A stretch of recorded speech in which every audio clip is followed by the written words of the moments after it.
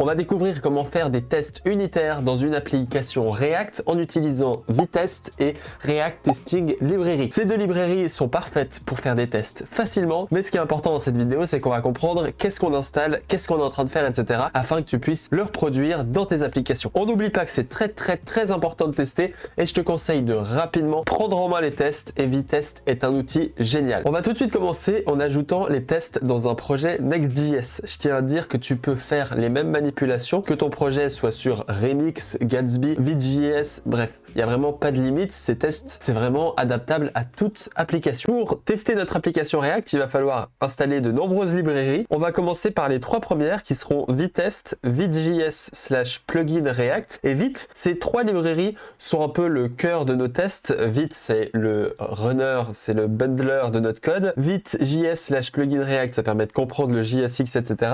Et Vitest, c'est la librairie qui permet de faire passer ou non nos tests. Ensuite, on aura Testing Library/React. Si tu connais pas Testing Library, je te conseille d'aller voir la documentation, mais en clair, il te permet de te simplifier les tests avec React. C'est-à-dire que pour récupérer un élément, etc., ce sera beaucoup plus simple. Ça permet de gérer les renders et plein d'autres choses. Ensuite, on aura trois librairies par contre très intéressantes, même quatre. C'est ici Testing Library/DOM/JestDOM/JSDOM et ici, ça c'est les types pour JestDOM. Tu vas voir, c'est très intéressant.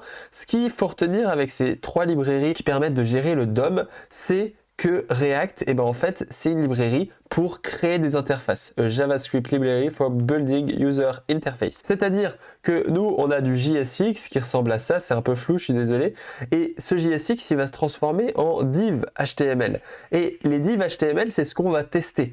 Donc, pour ça, il va nous falloir un faux DOM. Il faut savoir que j'ai fait une autre vidéo sur le sujet, je te conseille de regarder, mais en clair, pour tester notre application React, il va nous falloir un DOM à l'intérieur de notre JS. Pour ça, il y a la librairie JestDOM qui est un headless DOM, c'est-à-dire qu'on n'aura pas d'interface, on aura juste les divs comme ceci afin de pouvoir tester notre application. Ça, pour que ça fonctionne, il va falloir installer ces quatre librairies que j'ai mis ici. Et la dernière librairie qu'on installe, c'est User Event, et ça te permettra de gérer un on-click ou par exemple d'écrire dans un input. Bref, toutes les interactions avec ta page se passeront avec User Event.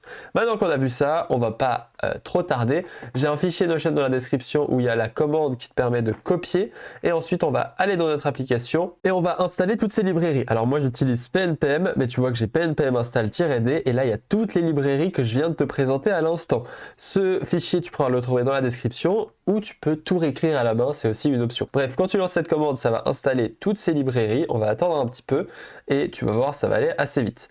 Maintenant, on a toutes les librairies pour faire nos tests, comme tu vois ici, et maintenant il va falloir setup les tests. La première chose à faire, c'est quelque chose que j'ai déjà fait ici, mais c'est de rajouter dans le package.json, pendant qu'on y est, une commande test avec Vitest. Tu vois que maintenant je vais pouvoir faire ptest. Ici, normalement, ça va pas marcher parce qu'il va me dire, bon, il n'y a pas de config, il n'y a pas grand chose qui se passe et il ne comprend pas ce qu'on veut faire. Pour setup tout ça, il va falloir ajouter le fichier vitest.config.ts. Et ici, on va importer trois principaux éléments. On a React qui est de Vitest/plugin React. Ici, il me dit qu'il ne le trouve pas, mais ça c'est parce qu'il n'a pas encore update les dépendances. Tu peux reload window pour que ça fonctionne. Et define config qui vient de Vitest/config. Là, on va faire export default define config. On va mettre comme plugin React et on va passer une variable test. Et là, on va pouvoir rajouter quelques paramètres. Global true, environnement JS DOM. Alors, le global true, ça permettra d'accéder aux variables de façon globale, c'est-à-dire sans avoir besoin de les importer. Moi, je les importe quand même, mais des fois, c'est juste chiant parce que ton test, il fail parce que tu n'as pas importé le truc. Donc, c'est un peu dommage de se bloquer pour ces globales. L'environnement JSDOM, c'est ce que je t'ai expliqué juste avant. Il va falloir qu'on crée un environnement d'un faux DOM afin que React puisse fonctionner et render ces éléments. Setup file, ça tu le verras juste après, c'est un un fichier de setup qui va nous permettre de définir par exemple ce qu'on appelle before action, des after action, bref tout ça c'est très relatif au test, mais ce sera un fichier qui sera exécuté avant chacun de nos tests. On va passer une variable d'environnement avec isReactActEnvironment. Ça c'est des fois dans tes tests tu auras une erreur genre l'environnement n'est pas configuré pour gérer React, blablabla.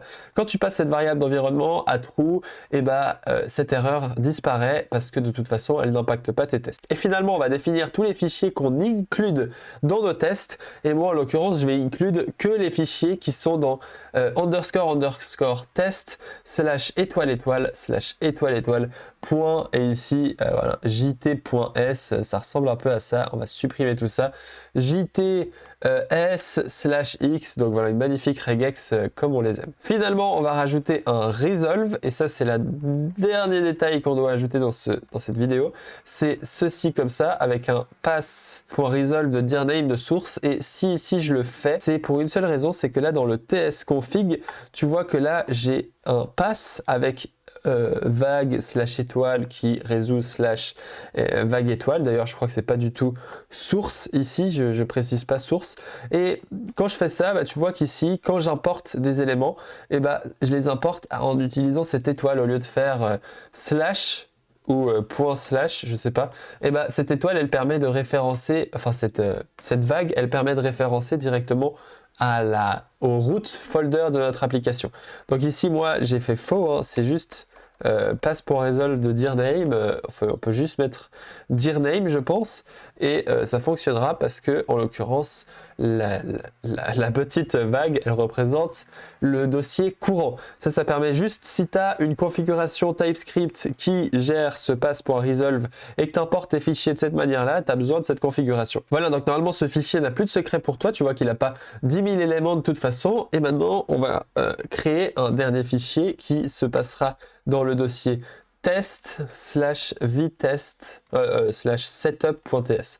Et dans ce fichier setup.ts, on va importer ce qu'on appelle un matchers, et tu vas voir à quoi il sert. Et ce qu'on va faire ensuite, c'est qu'on va faire expect.extend des matchers. Et là, tu vois que moi, je vais importer expect de vtest, mais grâce au global true, même si tu l'importes pas, ça va fonctionner. Ici, tu pourrais rajouter par la suite le potentiel mock des elements, le local storage. Par exemple, si tu as une gestion de ce qu'on appelle les fetch requests avec MSW, c'est ici que tu vas setup ton serveur worker de test potentiellement, et ici que tu pourrais mock des fonctions, des timers, des éléments du DOM, bref, tu pourrais, c'est là où tu ferais tout ton setup pour que tous tes tests fonctionnent. Ça c'est vraiment un fichier central. Et ici ce que je fais avec le matcher extend matcher, tu vas le voir, moi j'ai déjà créé un test parce que cette vidéo n'est pas un tutoriel sur comment tester une application, c'est un tutoriel sur comment setup les tests dans une application. J'ai un autre tutoriel qui t'explique comment tester sur ma chaîne YouTube. Mais là ce qui va se passer dans ce text area, c'est que là tu vois que je suis en train de tester, et ce to be in the document, si j'enlève ça et que je retourne ici, mon TypeScript se rend pas compte qu'il y a une erreur, mais tu vois quand je lance le test, to be in the document il est invalide. C'est pour ça que dès que tu vas rajouter ce que j'ai mis ici avec, j'arrive plus à commande Z, quand tu vas rajouter ce expect ici, tu vois que instantanément mon test y passe, parce que maintenant ce to be in the document il est connu parce que celui-là il est contenu dans le matcher, donc ça permet de rajouter des propriétés. Tu vois que maintenant notre test y passe. Alors c'était plutôt simple comme setup. Ce qui est intéressant de noter, c'est qu'ici j'ai déjà fait un test qui va render mon text area.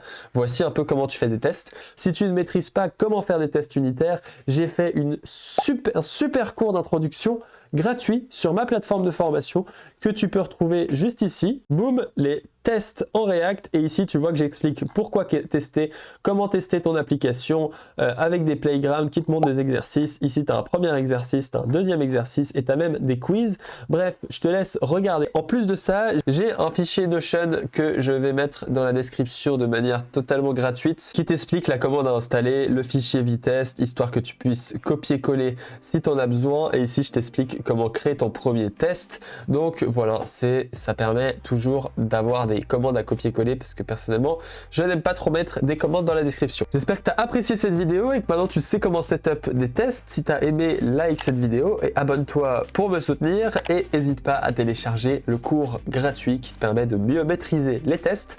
On se retrouve bientôt. Ciao, ciao.